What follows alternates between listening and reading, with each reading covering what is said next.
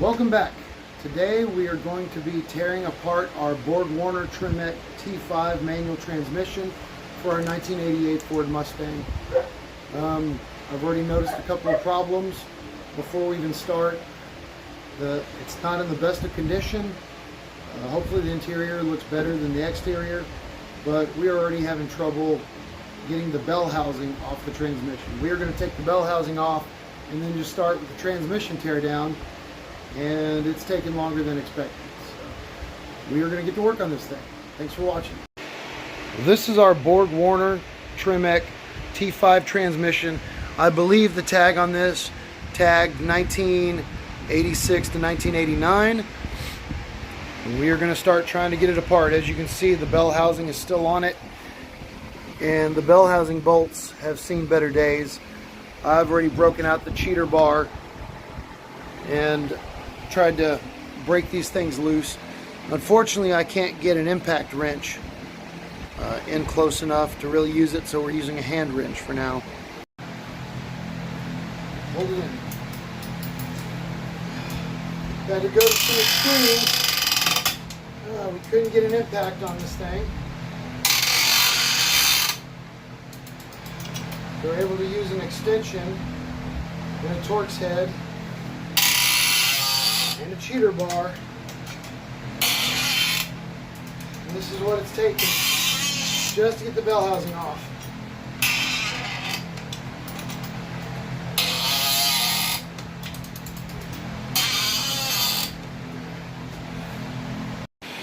We have finally gotten the 4 bell housing bolts out of the transmission. It was absolute insanity. We couldn't videotape most of it. It was a 2-man job all the way through. We are exhausted and miserable. This is not going to be a fun project. All right, buddy, pull it apart. All right. And the bell housing is officially off. Finally. Now we can actually start on our transmission disassembly for our rebuild. Chris just popped the last bolt out of our Steeda Triac shifter on the transmission and loosened it. Don't lose that cup. Very important that this cup right here not be lost, or else you're not going to be shifting very well. There's the inside of our transmission, or the first part of it.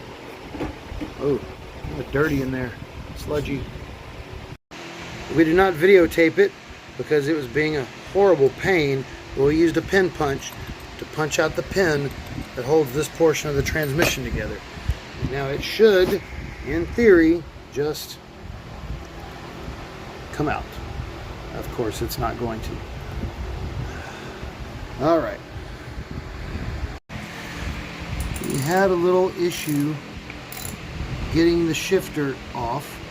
The pin came out the bottom, but the shifter still won't come off. So we're gonna take the entire tail house assembly off and see if we can do it that way. Has to come off anyway. It's just part of the disassembly. It's just a little easier if that had come apart properly. This has not been fun so far. The whole transmission has just kind of been sitting for a while. It's pretty grungy and pretty stuck together. All right, we got all the bolts pulled out. These were surprisingly easy given how hard everything else has been so far. Chris is going to try to separate the tail from the main case. All right, buddy, go ahead.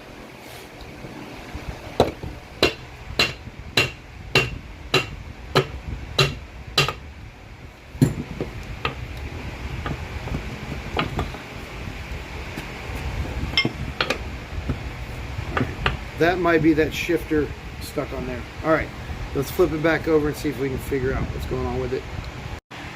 Well, I went to go get some towels to clean up the leaking transmission fluid here in my gym, and Chris managed to get the pin and the spring and the actual shift linkage off. All right, bud, so put those in the bucket and try to get that tail housing off. We're gonna take the little ball. Little ball in here.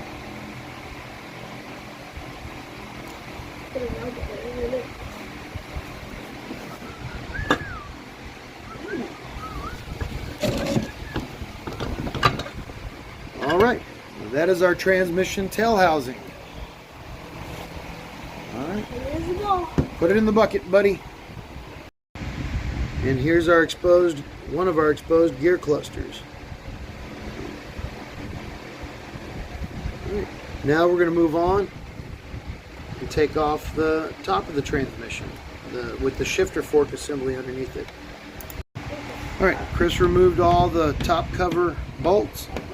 Now he's going to try to pry the top cover off, breaking the silicone seal that holds it on. Just break it all the way around, buddy, and then we'll have to lift it off in a particular way to get the shift forks off. Just go all the way around it, break it loose. Then we'll take the lid off.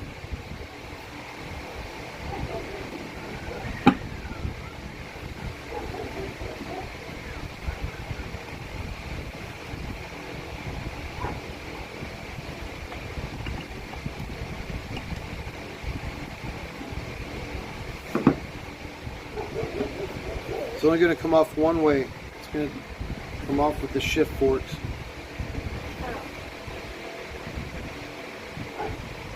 Alright, hold on just a second. Alright, so we've loosened the top cover now. Going to come off. Those are our shift forks. Hey, I'm happy the shift forks appear to be straight. That is good. Shift forks are expensive. But everything looks good on the top of our lid. Actually, it looks like the nicest, newest part of the transmission. We are missing one pad off a shift fork here, which could have been some of the problem with the transmission not shifting quite right, but everything else actually looks decent. These are our main gear clusters in here.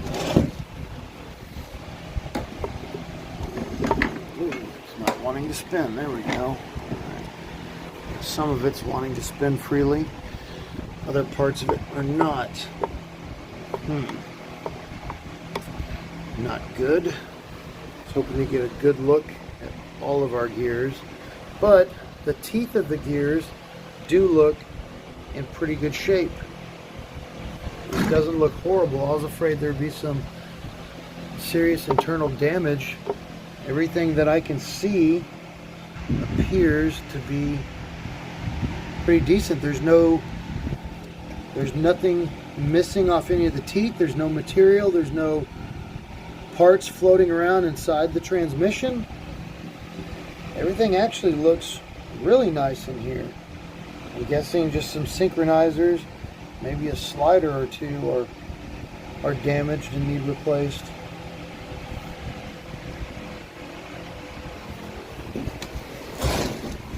Look out here.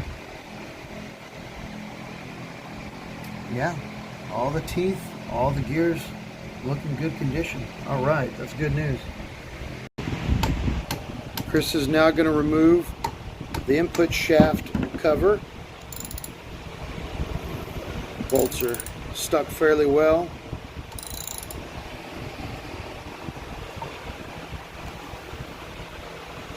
Chris has taken this whole thing apart by himself, minus a couple of bell housing bolts that I had to help him with. He had to hold the transmission while I pried him with a pry bar. Otherwise, he's doing all the labor. I'm just sitting here looking pretty and supervising. I'm not sure if this front bearing retainer and cover can be salvaged or not. I'm going to have to clean it up and see. It really doesn't look scarred. I think I can clean that up and reuse it.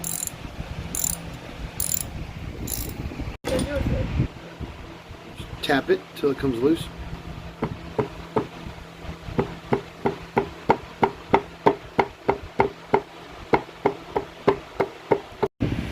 Alright, give it a little, oh, there we go. A couple of taps with the rubber mallet and it came loose. Be careful, there's a race and a shim in there. What?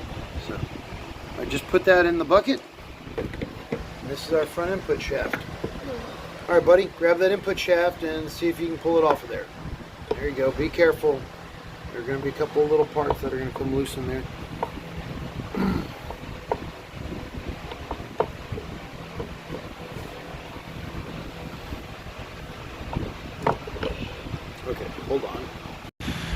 We have found why the input shaft of the transmission would not turn. Apparently it was quite literally rusted in place, corroded in place, corroded into and almost welded itself into the front bearing retainer. We're going to have to do a lot of cleanup on this and hope it's salvageable, because these are not cheap. Alright, so we were able to get the input shaft off. We lost a few needle bearings accidentally. I believe that's one of our sliders. Let's see what we have here as far as damage. This actually looks all right. I believe a rebuild kit will come with the new slider ring. It's not good. I think, can't tell what that is. It's pretty damaged. It's not good, but hopefully the rebuild kit will come with all that. But it does look like all the hard parts in this transmission are in good shape, minus this input shaft, which is not in good shape, but possibly still salvageable. The teeth look good. Even the front bearing actually looks okay on the front of the cluster. This isn't horrible. I think it just had some mild grinding, is what I'm told, is why it was not used right now. Had a little bit of grinding, and I think it sat for a long time and just kind of sludged up and got rusted, and that's why it's not in use. But I think we're going to be in good shape. I think this is going to take a general rebuild with some springs, some sliders, some synchronizer rings, and a few bearings, and I think we're going to be back in business. I've just noticed this inside the front of the input shaft. It does not appear to be good. I'll be completely honest, I can't remember if that was a bearing or what is supposed to be here, but something is not right. Seems to be a lot of scarring and a lot of gouging in here. I'm afraid this might need an all-new input shaft.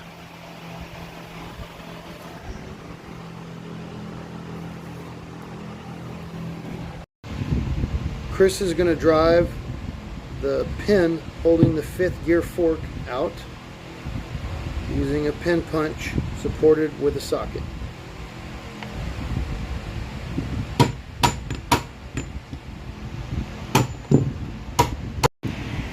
Alright, after a little teamwork and a little bit of elbow grease, we were finally able to get the pin out of the 5th gear fork. Now, Chris, try to take it off. See if you can slide that off. Slide the whole thing off. Slide the whole assembly.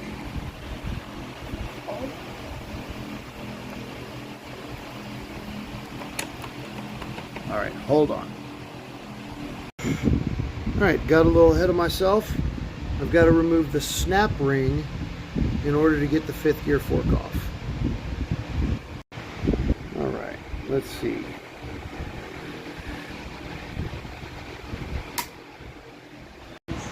Yep. Now with the snap ring off, hopefully we can lift this entire assembly off. Go ahead, buddy. Yep. Just slowly keep pulling on tugging. Hold on. Alright, I sort of misunderstood. This entire assembly comes out and the fork stays in place for right now. Oh, or the entire fork does come out right now. Alrighty. Alright, try to lift that. Yep, try to, no, the 5th gear cluster. Alright, well, that was surprisingly easy considering what a pain this transmission is. Alright, and then it says we can remove the bearing race. I'm going to say no. You cannot, in fact, remove the bearing race right now.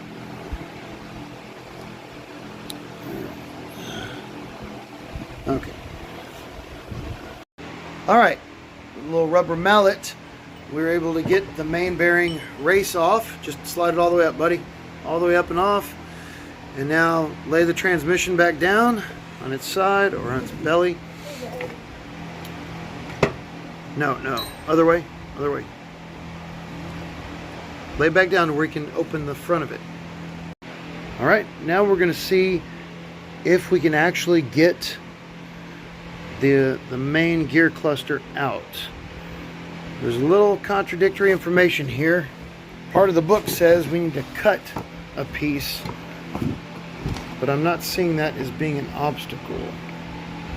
So we're gonna try to remove this and see what happens. That's why we do this on Mondays. So I'm not sure why the book said we need to cut anything. I think we're going to be able to get that out without cutting.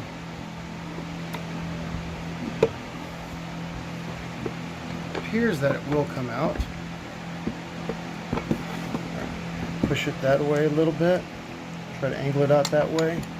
There we go. There we go. It's almost out.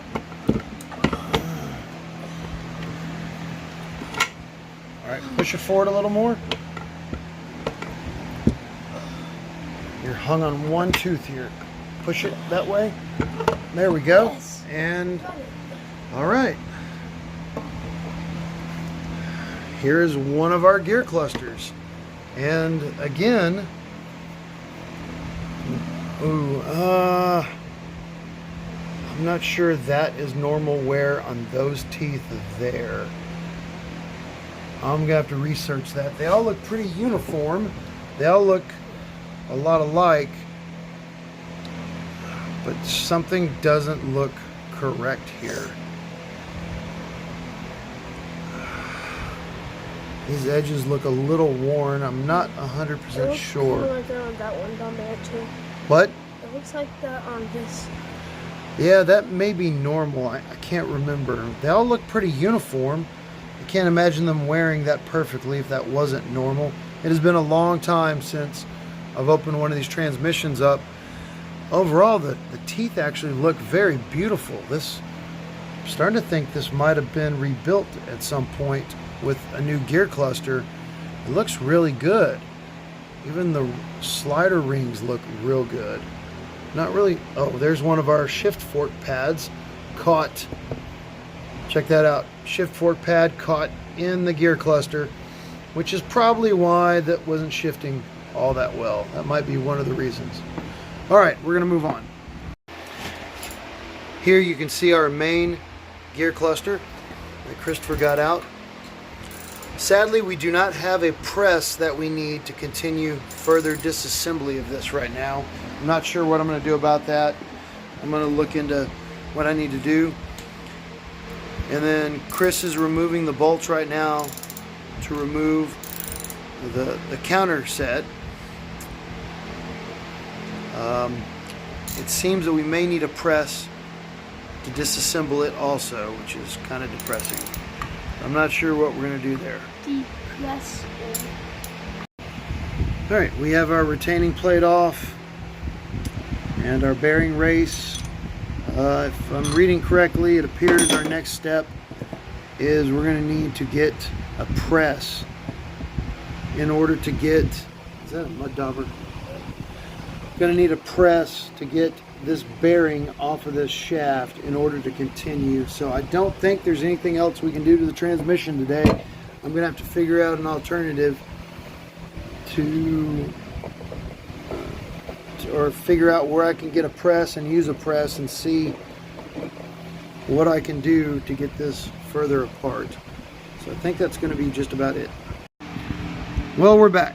So I got to playing with this counter shaft and found a couple of things. If you can see that, there is a piece of metal lodged in the counter shaft gears. The counter shaft gears themselves look pretty decent, but I couldn't figure out why it wouldn't spin. And we have